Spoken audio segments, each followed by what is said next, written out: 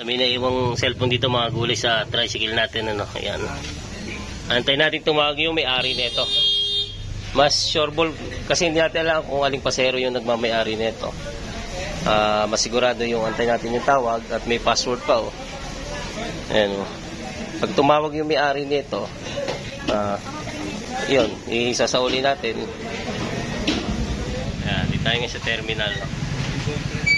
So, antay natin yung tawag dito. So, kilala ko naman yung huling sakay ko nito, yung lalaking mataba. Lalaking mataba yung huling sakay ko. Antay ko lang tumawag. Ano cellphone to eh. Daming camera.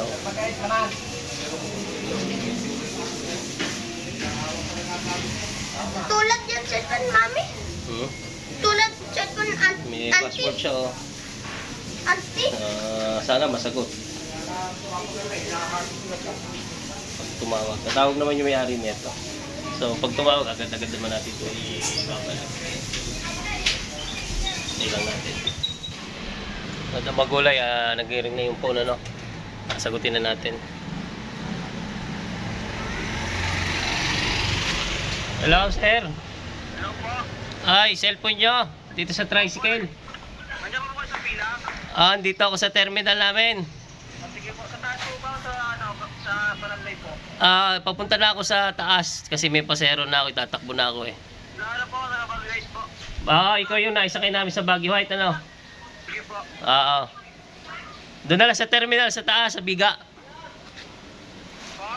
Doon na lang sa... Okay, abangan mo na lang ako dyan sa ano, sa kanto nyo. Patakbo na rin ako eh. Sige, sige. May pera po. Number 48 yung tricycle ko. Salamat po. Okay, okay.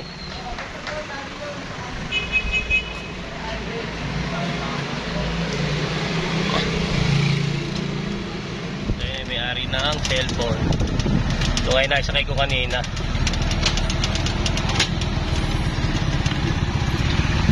Sir, ito na yung cellphone nyo. Salamat po. Ngayon nakisakay ko kanina. Ay, naibalik na natin cellphone. Taga Baguio White nga.